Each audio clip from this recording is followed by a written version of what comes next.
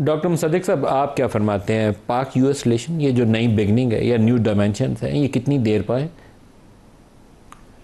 देखिए, मेरे ख्याल में मुझे पॉलिटिक्स में आए 11 साल हुए हैं और मेरा अब तज्जिया ये है कि हमारे मुल्क में गरीब आदमी की कोई जगह नहीं है और बैनुल अक़वामी सतह पे कमज़ोर मुल्क की कोई जगह नहीं है।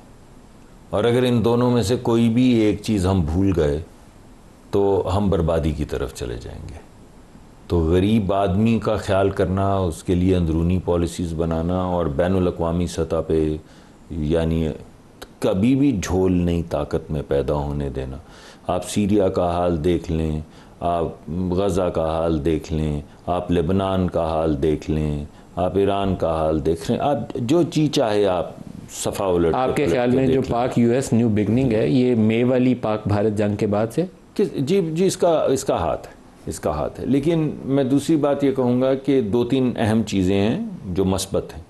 मसलन ये जो क्रिटिकल मेटल्स वाली बात है, ये एक मस्बत बात है कि पाकिस्तान के पास कॉपर के बहुत बड़े ज़खायर हैं। दुनिया के तकरीबन जो बड़े तरीन ज़खायर हैं उनमें से एक है। और दुनिया का सबसे बड़ा रेवोल्यूशन जो है वो इलेक्ट्रिफिकेशन का है और इलेक्ट्रिफिकेशन के रेवोल्यूशन की बैकबोन जो है कॉपर है। कॉपर के बगैर इलेक्ट्रॉन राइड ही नहीं कर सकता। कोई इलेक्ट्रिक व्हीकल जो ये ईवी हैं वो इसके बगैर वो गाड़ी मुकम्मल ही नहीं होती, हर एक गाड़ी को चाहिए। तो ये बड़ी एक अच्छी है। मगर दूसरी बात ये भी है कि दुनिया की 50% माइनिंग और 75% रिफाइनिंग तमाम मेटल्स की इंक्लूडिंग क्रिटिकल मेटल्स की चीन के पास है। इसकी वजह से जो मगरबी ममालिक हैं वो काफ़ी नर्वस हैं कि इतनी ज़्यादा जो उनकी ताकत उन्होंने पैदा कर ली है। माइनिंग में तो अफ्रीका तक उन्होंने कंट्रोल लिया, मेजर प्लेयर। मैंने आपको बताया दुनिया की तकरीबन 50% और जो अगर आप उसको प्रोसेसिंग भी देखें तो 75% दुनिया की प्रोसेसिंग और 50% mining. That's a big resource जिससे नर्वसनेस है। तो ये एक हमारे लिए अच्छी अपॉर्चुनिटी, पूरी दुनिया के लिए अच्छी अपॉर्चुनिटी, हमारे लिए भी अच्छी अपॉर्चुनिटी है। वो जो आपने तेल की बात की, जब आपके पास वक्त होगा तफसील से बात कर लेंगे क्योंकि उसमें मुझे कुछ बताइए आप, क्योंकि बैकग्राउंड है आपके हमारे पास जो हमने दरियाफ्त किया है, जो रिसर्च की है, उसमें हमें पता ये चला है कि रेजरवॉयर रॉक जो है, यानी आप मान लें कि वो किचन जिसमें over millions of years hydrocarbon brew करते हैं, बनते हैं, वो किचन मौजूद है। और वो कौन सा एरिया है हमारे पास? ये हमारे अपने इंडस बेसिन में ऑफशोर है। जी, ऑफशोर में। अब उस किचन के इर्द गिर्द स्टोरेज रॉक होनी चाहिए जो दरियाफ्त करनी है और उसके ऊपर एक कैप रॉक होनी चाहिए ताकि वो अवेपोरेट ना कर सके। अब ये बेसिकली एक टॉम शेप स्ट्रक्चर होता है जिसको ड्रिल करते हैं, उसके अंदर से निकाला जाता है। टेक्निकल चीज़ें छोड़ दें, ये साबित हो गया है कि यहाँ पे किसी ज़माने में मिलियंस ऑफ ईयर्स में बहुत सा हाइड्रोकार्बन, मतलब ये एस्टेब्लिश्ड है कि यहाँ तेल मौजूद है, तेल मौजूद रहा है और हमें उसको प्रॉपर जगह को हिट दरियाफ्त करना है कि कहीं बाहर तो नहीं चला गया, उड़ तो नहीं गया, क्योंकि ये तमाम चीज़ें होती हैं। लेकिन इसको भी छोड़ दें तो एक अपॉर्चुनिटी है, ये भी एक अपॉर्चुनिटी है। तीसरी जो बात है वो मैं ये कहूँगा कि आप ये जहन से निकाल दें कि दुनिया ने इंडो पैसिफिक जो पॉलिसी है उसको तब्दील कर लिया है। तो ये आपके जहन में रहना चाहिए कि दुनिया उसी नज़र से आपको देखेगी। जब तक चीन को एक ख़ास नज़र से देखा जा रहा है, इंडो पैसिफिक पॉलिसी भी एक ख़ास नज़र से देखी जाएगी। इस वजह से जैसे कि हमारे मसूद खान साहब कह रहे थे कि हमें इसमें इंडिपेंडेंस ऑफ रिलेशनशिप रखना या तवाज़न रखना हमारे लिए बहुत ज़्यादा ज़रूरी है। बहुत सी अच्छी अपॉर्चुनिटीज़ हमारे सामने आ रही हैं, लेकिन ऐसा नहीं हुआ कि उन्होंने किसी नई नज़र से चीन को देखना शुरू कर दिया है। इस वजह से तकरीबन लॉन्ग टर्म में किसी नई नज़र से भारत को देखना शुरू कर दिया है। हमारे पास शॉर्ट टर्म, मीडियम टर्म में बड़ी अच्छी अपॉर्चुनिटीज़ हैं। हमारा सबसे बड़ा ट्रेडिंग पार्टनर है अमेरिका। हम टेक्नोलॉजी वहाँ से लेकर आते हैं, हमारे बच्चे पढ़ के वहाँ से आते हैं, हम इनोवेशन वहाँ से करते हैं। गुड अपॉर्चुनिटी, हमें कैपिटलाइज करनी चाहिए, मगर न इस एक्सपेंस पे नहीं, यानी इस खाम ख्याली में नहीं रहना चाहिए कि कोई इलाकाई पॉलिसी जो है, लॉन्ग टर्म पॉलिसी जो है वो तब्दील हो गई है। तो ये कुछ चीदा चीज़ें हैं जो कोकर साहब से पूछते हैं। कोकर साहब, जो इस वक्त इंडिया और अमेरिका की बायलैटरल ट्रेड है कोई 130 अरब के करीब है, 130 अरब डॉलर के करीब है, 50 अरब इंडिया की फेवर में। इंडिया $50-60 कमाता है, इसलिए वहाँ टैरिफ वॉर चल रही है। इंडिया में बहुत से नॉन टैरिफ बैरियर्स हैं, वो दबाव डाल रहे हैं कि वो रोके। रशियन ऑयल वो ख़रीद के रिफ़ाइन करके यूरोप को बेचने वो चाहते हैं रुक जाए, ये एक फैक्टर है। लेकिन जितना ट्रंप का इस वक्त शिफ्ट हुआ है इस्लामाबाद की तरफ, वो तो लगता है कि बिल्कुल ही वो आज से 25-30 साल पहले वाली रिलेशनशिप पे चले गए। क्या कुछ लगता है ऐसा टर्न अराउंड हो गया, क्या हुआ? देखिए, मुझे तो कोई टर्न अराउंड एक नज़र तो आ रहा है, लेकिन वो टर्न अराउंड कितना परमानेंट होगा, कितना देर पा होगा, इसके ऊपर सवालात हैं।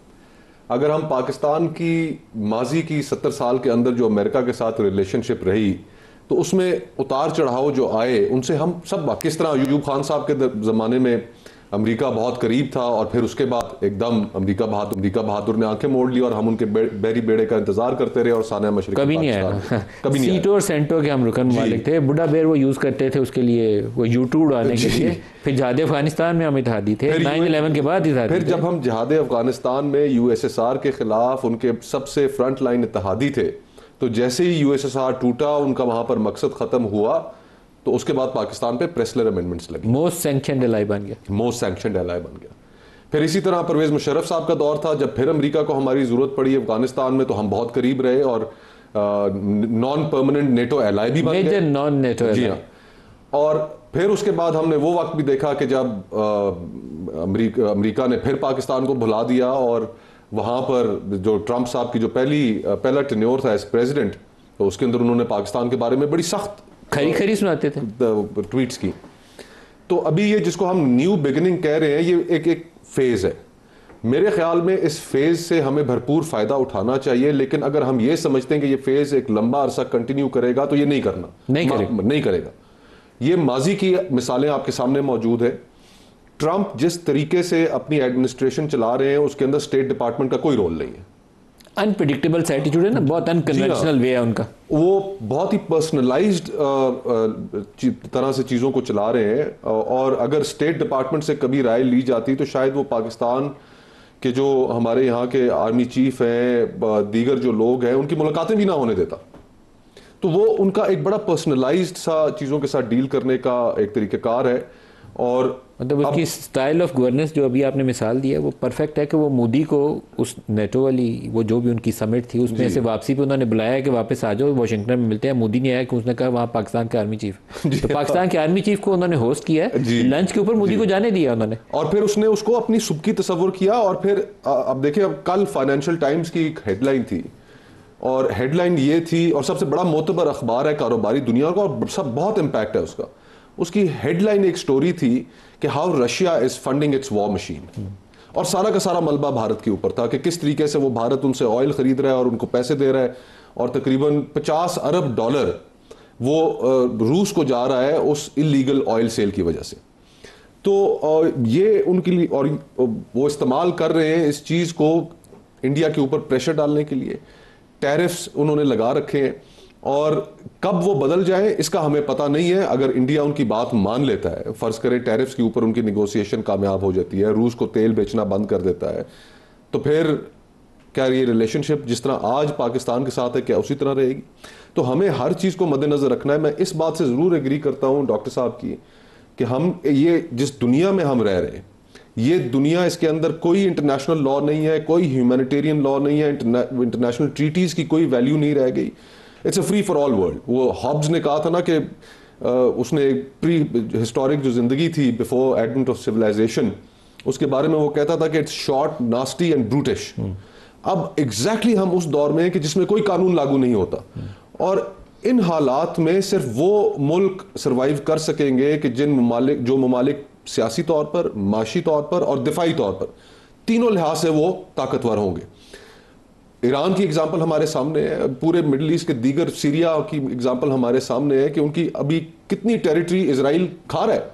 अरब स्प्रिंग का जो ममालिक शिकार हुए, और जो कुछ अब इसराइल ने कर छोड़ा जी, और जो जेनोसाइड हो रहा है वहां पर गजा में, तो कोई कानून रह ही नहीं गया। तो इस सारे चीज को अगर मैं सम अप करना चाहूं, तो वो हेनरी किसिंजर ने एक दफा उससे कहा था अमेरिका की दोस्ती के बारे में। उनके सबसे बड़े डिप्लोमेट वो खुद थे उनकी तारीख में। तो उन्होंने कहा कि American enmity may be dangerous but American friendship can be very fatal. बिल्कुल सही। सरदार मसूद साहब, जो चाइनीज़ फॉरेन मिनिस्टर का विज़िट है, एक तो इंटरेस्टिंग है कि चाइनीज़ ने एक इनिशिएटिव लिया जिसमें वो सी पैक को उन्होंने कहा कि काबुल तक भी ले जाते हैं, अफगानिस्तान को भी इसमें लाते हैं। मुझे लगा कि बहुत ही टाइमली और जंग के, पाकिस्तान इंडिया जंग के बाद बहुत अच्छा इनिशिएटिव था जिसमें अफगानिस्तान को माइल किया जा सकता था। उनके इकनॉमिक इश्यूज जो थे वो चाइनीज़ एड्रेस कर सकते थे कि चाइनीज़ सरजमीन से टीटीपी और बीएलए के अटैक पाकिस्तान पर रुकवाए जा सकें और इकनॉमिक डेवलपमेंट के लिए जो आपको सिक्योरिटी पीस चाहिए वो भी मिल जाए। अब वो काबुल में भी ट्राइलेटरल मीटिंग है और वो पाकिस्तान भी आ रहे हैं। आपकी क्या एक्सपेक्टेशन है, क्या नज़र आता है? इंडिया वो पहले विज़िट करके आए एक रोज़ पहले। देखिए जी, इनको मिनी लैटरल्स कहते हैं क्योंकि आप देखें कि एक नया ट्रॉयका बना है, वो चीन, अफ़गानिस्तान और पाकिस्तान का बना है। ये वर्चुअली हमेशा से रहा है। मैं जब चीन में पाकिस्तान का सफ़ीर होता था तो उस वक्त भी इस किस्म की मुलाकातें होती रहती थी, लेकिन वो प्रॉक्सिमिटी टॉक्स होती थी। इस मरतबा जो है तीनों वज़राए ख़ारजा मिले हैं, पहले बीजिंग में मिले थे, अब काबुल में, और इससे जो है बहुत सी राहें हमवार हो रही हैं। एक तो ये है कि ये एतमाद साजी का अमल है ताकि दोनों, ख़ास तौर से पाकिस्तान और अफ़गानिस्तान के दरमियान एतमाद को बहाल किया जाए और पाकिस्तान के लिए सर फ़हरिस्त दहशतगर्दी का ख़ात्मा है, ताकि जो मुल्ला हैबतुल्लाह हमसे वादा करते थे कि वो तहरीक तालिबान पाकिस्तान और दूसरी दहशतगर्द तंजीमों को अफ़गानिस्तान की सरजमीन इस्तेमाल नहीं करने देंगे, अगर वो उस वादे को पूरा करते हैं और चीन जो है ज़ामन के तौर पर उभरता है तो उसकी वजह से हमारे ताल्लुकात बहुत बेहतर हो जाएंगे। दूसरा ये है कि जो इंफ्रास्ट्रक्चर के लिए राह हमवार होती है, अफ़गानिस्तान को भी इंफ्रास्ट्रक्चर की बहुत ज़रूरत है। और फिर जो है, अब जो आपको बताया कि जो हमारे नायब वज़ीर आज़म हैं, कुछ अर्सा पहले दो उन्होंने दौरे किए हैं और फिर हमारे इंटीरियर मिनिस्टर ने भी किए थे, तो उन्होंने राय ये हमवार की है कि हम उज़्बेकिस्तान, अफ़गानिस्तान और पाकिस्तान की रेल बिछाएँ। फिर उस तरीके से हमारे जो है कुछ जो टैपी का, जैसे अब आए तो उड़ा दें उसमें, लेकिन तुर्कमेनिस्तान, अफ़गानिस्तान, पाकिस्तान की जो गैस पाइपलाइन है, तो इसके लिए रास्ते हमवार होते हैं। ये इसमें दोनों ममालिक के, मतलब तीनों ममालिक के मुश्तरका मफादात वाबस्ता हैं। ये भी मैं आपको बताऊँ कि चीन जो दहशतगर्दी के ख़िलाफ़ जंग के दौरान भी अफ़गानिस्तान में सरमायाकारी करता रहा है और उसके तालिबान की आदत से ताल्लुकात रहे हैं, मतलब है पसे पर्दा थे लेकिन ताल्लुकात रहे हैं। तो ये जो, इसे मैंने मिनी लैटरल कहा, ये पाकिस्तान के लिए और इस खित्ते के लिए बहुत अहम है। दूसरा, अगर आप इजाज़त दें और आपके पास वक्त हो तो मैं ये कहूँगा, जो पिछली गुफ्तगू हो रही थी, कि सबसे पहले हमें अपना माइंडसेट इस्तेमाल करना है हिंदुस्तान की बर्तरी और गलबे को अपनी सोच से गायब करना है, क्योंकि हिंदुस्तान भी जो है एक फ्रेजाइल स्टेट है और हिंदुस्तान ने पहले अमेरिका के साथ पिछले कई बरसों में दगाबाजी की है, आजकल कलाबाजियाँ खा रहा है। मिसाल के तौर पर कभी चीन पहुँच रहा है, कभी रूस पहुँच रहा है, कभी अमेरिका को ब्लैकमेल करने की कोशिश कर रहा है। तो ये है कि पाकिस्तान को अपने आप को एक बड़ा मुल्क कंसीव करना पड़ेगा ताकि वो उसके लिए अपना रोल क्राफ्ट कर सके, और इसमें क़यादत के ऊपर भी ज़िम्मेदारी है और जितने भी हमारे स्टेक होल्डर्स हैं कि इसको आला सतह पे ले जाएं। एक सियासी, बैनुल-अक़वामी सियासी यतीम के तौर पर ये ना सोचें कि आज चीन हमारे सर पे हाथ रखेगा, कल अमेरिका रखेगा, और बजाय इसके कि हम हमेशा गरीब रहें, मुस्तकिल, आइए हम इस तरीके से मेहनत करते हैं। बड़े लायक लोगों की ये कौम है, 24 करोड़ लोग हैं, हुनरमंद हैं, तालीम याफ्ता हैं, सारी दुनिया में उनका चर्चा है और उनकी पहचान है, कि हम अपने आप को बुलंदतर सतह पे ले जाएं और दुनिया की बड़ी जो इकानमीज़ हैं उनमें शामिल हों और स्ट्रेटेजिक पार्ट्स में शामिल हों, क्योंकि कम से कम खुदा ताला ने और जो तारीख़ ने ये फरीज़ा आपके लिए मुकर्रर कर दिया है।